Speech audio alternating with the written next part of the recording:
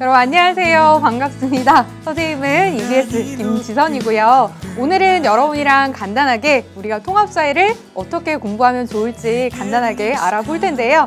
자, 일단 여러분 어서와. 굉장히 반갑습니다. 여러분이 중학교에 왔다가 이제 처음 EBS I에서 강의를 아마 클릭해 봤을 텐데요. 통합사회는 처음이잖아요. 여러분들이 중학교에서 고등학교에 오면서 선배들한테 이 공부는 어떻게 하는 거예요? 이렇게 물어보기도 했을 텐데 통합사회라는 과목은 처음 여러분이 배우는 거기 때문에 마땅하게 선배들한테 물어볼 데도 없고 되게 좀 곤란하고 난감한 느낌이 있지 않았나 싶습니다. 그래서 여러분이 어떻게 공부할지를 선생님이 간략하게 이번에 소개를 해 드릴 텐데요. 자, 선생님이 생각할 때는 여러분들의 지금 이 시간이 여정의 처음이라고 생각을 합니다. 여러분이 고등학교 생활 또 좁게 보면 통합사회라는 과목을 배우는 그 여정의 처음인 것인데요. 여러분 처음은 누구나 그렇듯이 굉장히 설레는 동시에 또 두렵기도 하고 떨리기도 하고 여러 가지 마음들이 복합적으로 남아 있을 것 같습니다. 그래서 여러분들이 처음에는 가사에 나오는 것처럼 어색할 수 있습니다. 선생님도 지금 여러분들 보면 약간 낯설죠. 그런데 이 어색함이라는 부정적인 측면에 여러분들이 중점을 두지 마시고 처음에 그 설레임, 기대감 이런 것들에 이제 중점을 두면서 시작을 하시면 좋겠습니다. 그래서 여러분한테 선생님이 마치 여행의 가이드처럼 통합사회라는 과목을 가이드해 드릴 텐데요. 자, 선생님이 방금 전에 말씀드렸죠. 여러분 통합사회는 처음입니다. 여러분만 처음인 게 아니라 모두가 다 처음인 그런 과목인데요. 자, 지금 교육과정이 어떻게 편제되었는지를 아주 간략하게 살펴보시면은요. 지금 여러분들의 교육과정은 교과와 비교과, 창의적 체험활동이라고 하는 것으로 양분이 되고요. 자, 교과는 우리가 이번에는 보통교과와 전문교과로 나뉘게 되고 이 보통교과라는 것은 공통과목이라는 것이 생겨서 지금 여러분들이 보고 있는 통합사회 그리고 통합과학들이 이 공통과목에 들어가는 겁니다. 그래서 이 공통과목이라는 것은 문이과 할 것 없이 모든 고1 학생이 반드시 들어야만 하는 과목인 것이죠. 자, 이러한 문이과 공통과목인 통합사회라고 하는 것이 나름 의미가 문과학생, 이과학생 또 다르게 있을 수 있는데요. 나는 지금 고1이지만 문과 지망을 할 것 같다라고 하는 학생들 당연히 중요하게 들으셔야 됩니다. 자, 지금 왜 여러분 당연히 더 문과들이 또 중점적으로 들어야 되냐. 문과 학생들은요. 지금 우리가 이제 일반 선택 과목이 있고 진로 선택 과목이 있는데 통합사회를 살펴보면 그 안에 지금 우리가 앞으로 심화해서 배우게 될 과목들이 조금씩 다 들어가 있습니다. 그래서 통합사회를 배우면서 여러분들이 나는 이 통합사회 중에서도 이러한 측면에 조금 관심이 있다. 이러한 측면으로 공부를 해봐야지 라고 하는 마음을 먹게 되는 중요한 지표가 될 수 있기 때문에 여러분들의 미래 선택을 위해서도 굉장히 중요한 의미를 지니고 있고요. 자, 그러면 이과 학생들은 필수이긴 하지만 좀 덜 중요하냐? 그렇진 않습니다. 자, 여러분 지금 우리가 이제 대학에 가기 위해서 이 강의를 듣고 있다라고 생각해도 될 텐데요. 지금 여러분의 대학에서 굉장히 중요한 것은 아무래도 정시보다는 수시가 비중이 많기 때문에 대부분의 학생이 수시에 굉장히 촉각을 곤두세우고 있을 겁니다. 그래서 수시에서 어떠한 인재들을 뽑기 위해서 전반적으로 노력을 하느냐. 자, 대학의 선호 인재는요. 융합형 인재입니다. 이때 융합이다라고 하는 것은요. 아주 좁게 얘기하면 문과적인 소양과 이과적인 소양이 합쳐진 인재를 이야기합니다. 그래서 여러분 나는 이과 지망하는데 왜 필수로 통합사회 같은 걸 배워야 하지? 라고 하는 친구들도 여러분들의 학생부 종합 전형에는 다 들어가기 때문에 이과 학생들도 잘 배우셔야 되고요. 나중에 학교에서 뭔가 문과 과목을 선택한다 하더라도 이게 내가 쓸데없다라고 생각하지 마시고 이걸 여러분들이 자소서에서 잘 활용을 하시면 나는 이과 지망이지만 이렇듯 문과적인 소양도 뛰어난 레오나르도 다빈치 같은 인재다라고 여러분들이 어필할 수 있기 때문에 이과 학생들도 역시 중요하다. 그런 마음을 가지고 공부를 하셨으면 좋겠습니다. 전반적으로 또 더불어서 우리가 통합사회를 통해서 여러분들이 어떤 것들을 얻을 수 있는지 말씀을 언급을 잠깐 드리면요. 여러분 수시가 비중이 높다라고 말씀을 드렸죠. 수시에서는 여러분들이 논굿을 보셔야 됩니다. 이때에 여러분들의 시사상식이 되어줄 수 있는 게 바로 통합사회이기 때문에 여러분들이 대학 입시에서 이렇듯 내신뿐만 아니라 여러 가지 단계에서 정말 많이 쓰일 것이기 때문에 지금 공부를 진짜 잘해줘야 되는 거죠. 자, 그러면 이러한 통합사회는 어떻게 공부를 잘할 수 있는지를 체크를 해보도록 하겠습니다. 자, 일단 여러분들 통합사회라는 것은요, 이렇듯 9개의 대단원으로 이루어져 있습니다. 자, 이 9개의 대단원은요, 단원에 따라서 조금씩 다르지만 역사와 지리, 또 사회, 윤리과라고 하는 것이 다 합쳐져 있어서요. 예를 들면 1단원에 인간, 사회, 또 환경과 행복이라는 단원을 보시면은요, 윤리적인 측면도 들어가 있고 윤리과에 측면이 좀 들어가 있고 사회과도 들어가 있고 지리과도 들어가 있습니다. 그래서 각각의 단원에 따라서 조금씩 다르긴 하지만 이 4가지 중에서 몇 가지의 과목들이 이제 혼합되어서 선택된 과목이다라고 생각을 하시면 되겠습니다. 자, 지금 이러한 통합사회를 어떻게 우리가 시험을 잘 볼 것이냐 대비를 하려면은요, 일단 사회과라는 것이 무엇을 중요시 하는지를 여러분이 아셔야 되는데요. 사회과에서 일단 여러분들한테 목표하는 바, 아주 좁게 목표하는 바는 뭐냐면요, 이 교과에 나온 개념을 여러분들이 정확하게 알고 있는지를 측정하는 것이 목표입니다. 자, 개념을 제대로 알고 있는가? 자, 학교에서 선생님도 이제 통합사회 아마도 가르치게 될 건데요. 자, 이 학생이 개념을 제대로 알고 있는지를 체크하고 싶다. 어떻게 체크할까요? 여러분과 선생님이 면대면으로 이제 체크를 한다면 직접 말하게 할 수 있습니다. 자, 선생님이 A라는 개념을 가르쳐줬지. 그럼 이 A라는 개념이 뭐라고? 한번 설명해봐. 라고 구술을 할 수 있지만 여러분들이 접하게 되는 시험은 우리가 1단계 대표적으로 일반적으로 많이 쓰이는 것은 지필이잖아요. 그럼 지필은 이거 어떻게 평가할 것인가? 자, 일단 여러분이 개념을 알고 있는지 지필에서 평가를 할 때에는요, 당연히 여러분들이 지필 대비하는 방법 중에 아주 기본적인 것은 개념을 학습하고 암기하는 것이 필수입니다. 여러분 이제 고등학생이잖아요. 중학교와 고등학교 다르다는 말을 정말 많이 들었을 거예요. 그러면 여러분이 이제 나의 공부 방법이 무엇이 잘못됐고 무엇은 잘하고 있는지를 정확하게 판단을 하셔야 되는데, 자, 고1 처음 온 여러분들이 가장 많이 하고 있는 착각 중에 하나는 뭐냐면요, 내가 들어본 적이 있다. 나는 아는 거야. 라는 착각을 정말 많이 합니다. 사회과의 과목은 수학, 영어나 좀 다르죠. 여러분이 일상생활에서 굉장히 많이 접한 단어들이 나오기 때문에 나 그거 알아 라고 하는 친구들이 굉장히 많지만 실제로 개념을 물어보면 모르는 친구들, 더 나아가서는 오개념을 갖고 있는 친구들이 정말 많습니다. 그래서 야, 왜 저렇게 뻔한 얘기하지? 라고 하는 생각하실 수 있지만 여러분들이 개념을 정확하게 아는 것이 굉장히 필수적이고요. 개념을 안다. 선생님이 암기가 필수라고 했지만 암기만을 하라는 의미는 절대 아닙니다. 여러분들이 사회과에서 내가 모든 사회과에 나오는 것들을 암기해야겠다. 잘못된 공부 방법이고요. 사회과에 나오는 개념은 일단 완벽하게 이해를 하셔야 됩니다. 완벽한 이해를 바탕으로 암기가 필요한 부분들은 암기를 하셨을 때에 그 개념에 대해서 여러분들이 완벽하게 내 것으로 만들 수 있는 것이기 때문에 반복해서 개념을 보시고요. 그것을 완벽하게 자신의 것으로 만드는 게 가장 기초적이고 1차적인 공부 방법입니다.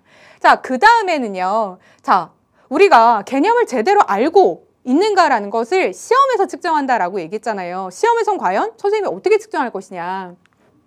자, 개념을 여러분들의 말로 재정의할 수 있을 때 이 개념을 이 아이가 완벽하게 이해했구나 라고 생각을 합니다. 선생님이 A라는 개념을 설명했을 때 A라는 것은 B라고 설명을 선생님이 했어요. 그러면 선생님이 나중에 여러분한테 A가 뭐지? 라고 물어봤을 때 B요 라고 정확하게 조사 하나 빠뜨리지 않고 그대로 외우면 그것은 암기력이라고 보지 실제 A라는 개념을 이해했다고 생각하지 않습니다. A라는 개념을 선생님은 B라고 설명을 했지만 여러분은 C라고 설명할 수 있을 때 정말 자기 것으로 소화했구나 라는 생각을 하게 되기 때문에 개념을 배우시면 그 정의를 여러분의 말로 조금 다르게 재정의하실 수 있어야만 됩니다. 이것을 하실 수 있을 때 여러분들이 필기도 잘 볼 수 있는데요. 자, 필기에서 우리가 지필에서는 이걸 측정하기 위해서 개념을 여러 가지 다른 개념으로 활용을 해서 선지라는 것으로 구성을 합니다. 선지는 여러분 뭐냐면요.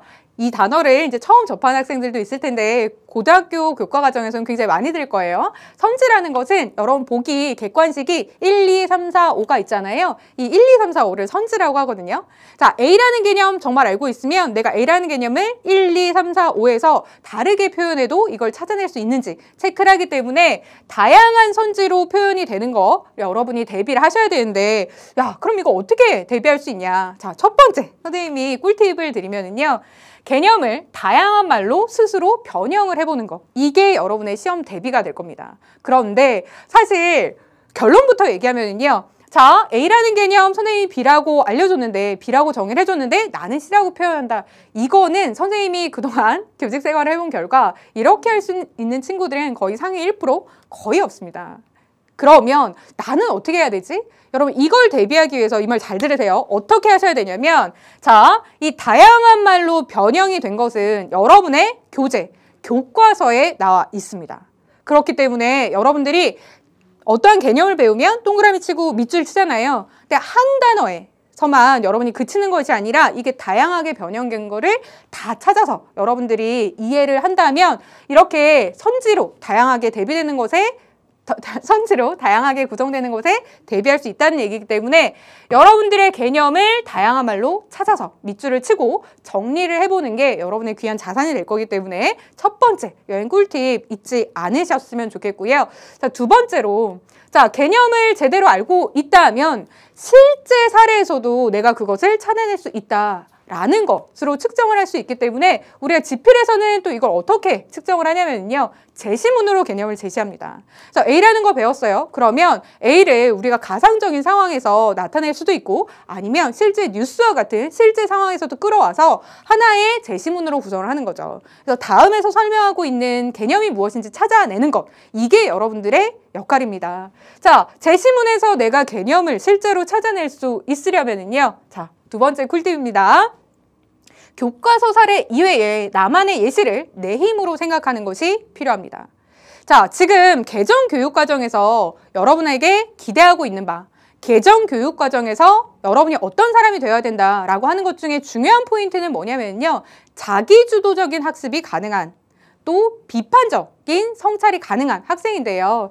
자, 지금 여러분들 아까 얘기한 거랑 맥은 같은데요. 자, 선생님이 A라는 개념을 B라고 설명해 줬어요. 그럼 이걸 단순히 암기하면 안 된다고 했죠. 암기력이 좋은 학생을 뽑고자 하는 게 아니기 때문에 자, 지금 여러분들이 선생님이 말하지 않아도 C라는 또 D라는 사례를 생각해 낼 수 있어야만 여러분들이 아, 이 개념을 정말 정확하게 알고 있구나 라고 평가가 되는 것이기 때문에 선생님이 자, 이 개념의 사례는 뭐뭐뭐가 있어요 라고 얘기하면 거기에서 그치는 것이 아니라 여러분들이 스스로 예시를 찾아볼 수 있어야 됩니다. 그래서 여러분들이 선생님이 강의할 때도요. 자, 예시는 뭐뭐뭐가 있어요 라고 하면 나는 항상 선생님이 말한 예시보다 하나는 더 찾아보겠다 라고 하는 마음으로 하나만 더 적어봐야지 라고 하시면 이게 여러분 고1, 고2, 고3이 쌓이다 보면 정말 소중한 자산이 될 거거든요. 그래서 지금 선생님이 한 거 잊지 마시고 하나만 더 예시 찾아보는 연습을 해보도록 하시고요.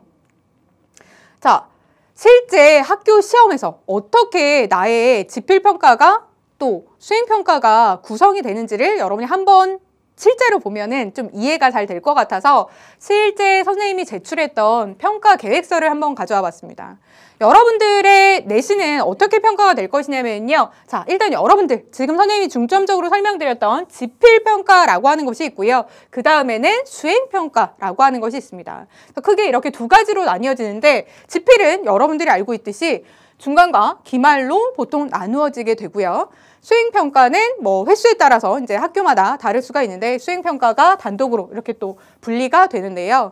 자, 여기서 중요한 건 뭐냐면 자, 지필에서 자, 지금 우리가 70, 30, 70, 30 이렇게 되어 있지만 중간에 보시면 서술형과 논술형이라는 것이 있고요.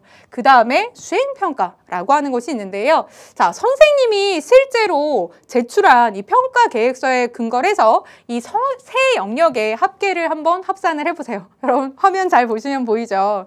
자, 10.5, 10.5, 또 30%이기 때문에 전체 100% 중에서 선논수령과 수행평가를 합쳤을 때 51%가 되는 것을 알 수가 있습니다. 여러분 지금 전체 여러분의 평가 되는 대상이 100%잖아요. 근데 51%면 반을 아주 약간 넘어갔다라고 하는 겁니다. 이 말을 거꾸로 생각하시면, 자, 여러분 지필 선택형 다 맞았어요. 하지만 내가 수행평가 점수 안 나왔고요. 선호순역에서 점수 맞지 못했습니다. 그러면 반도 안 되는 점수를 받을 수 있다라는 거죠. 그렇기 때문에 여러분들이 또 집중하셔야 될 것은, 자, 선원순령에 대비하셔야 된다는 거, 그 다음에 수행평가라고 하는 것에 대비하셔야 된다라고 하는 것이죠. 자, 선원순형이라는 것은 학교별로 약간 문제의 난도가 다르게 출제가 되는데요. 단답형으로 출제가 되는 경우도 있고 말 그대로 서술과 논술까지도 요구하는 경우가 있어서 이건 여러분들이 입학한 학교의 일반적인 패턴이 어떤지를 한번 찾아보셔야 되는데요. 자, 일단 여러분들이 이 서술형과 논술형을 대비하시기 위해서는요. 소리내서 답하는 연습을 하셔야 됩니다. 여러분들이 어떤 것들을 쓸 수 있다라고 하는 것은 사실 말할 수 있으면 쓸 수도 있는 것이거든요. 그래서 선생님 강의를 듣든 여러분이 학교에서 강의를 듣든 선생님이 어떤 것에 대해서 질문을 하면 여러분들 보통 대답 안 하는 경우는 많잖아요. 그러지 마시고 직접 입으로 뱉어보시면 내가 말한 것이 나의 귀로도 들리기 때문에 여러분의 학습 효과가 훨씬 높거든요. 그래서 소리 내서 말하는 연습 한번 해보시고요. 자, 수행평가 대비하기 위한 팁을 하나 드리겠습니다. 여러분 수행평가 선생님이 채점해보면 실제로 많이 틀리는 점들이 나타나는데요.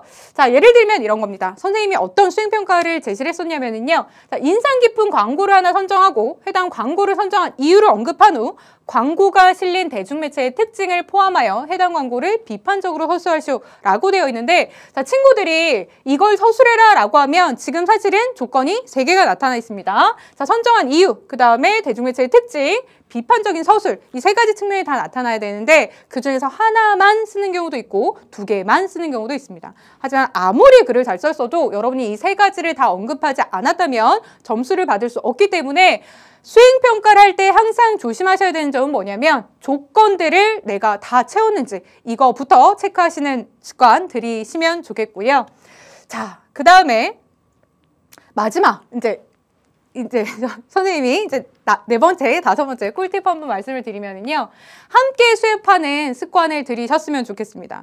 여러분 선생님이 인강이든 아니면 현장에서 강의를 하든 선생님이 강의를 하면 그냥 이렇게 끄덕끄덕 들으면서 설명 잘하시네 이렇게 그냥 듣고 있는 친구들이 있는데 선생님이 설명을 잘하는 것과 여러분의 지식이 되는 것은 다른 문제입니다. 그래서 여러분이 설명을 잘 들었다면 그것을 내 것으로 만들기 위해서 문제도 미리 풀어보시고 선생님이 대답을 요구를 한다면 인강에서 일지라도 여러분이 대답하는 등의 적극적인 모습을 보여주셔야만 좋은 점수가 나올 거고요.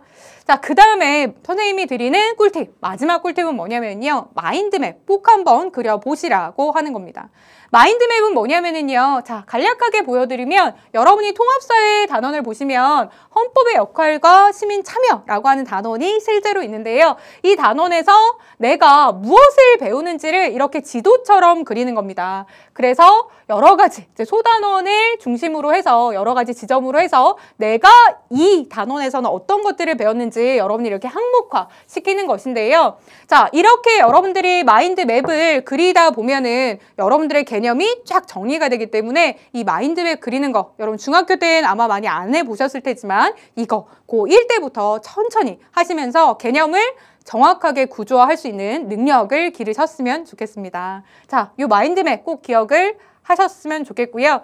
자, 이 마인드맵 아주 쉽게 얘기하면 마음속의 지도라고 하는 것이잖아요. 여러분의 개념 지도입니다. 그래서 개념을 내가 헷갈릴 때 찾아갈 수 있는 길, 지표가 되어줄 수 있는 그러한 지표들이기 때문에 여러분들 마음속에 개념을 저장할 수 있도록 이렇게 도와주는 좋은 수단이니까요. 이거 반드시 만들어 보시고요.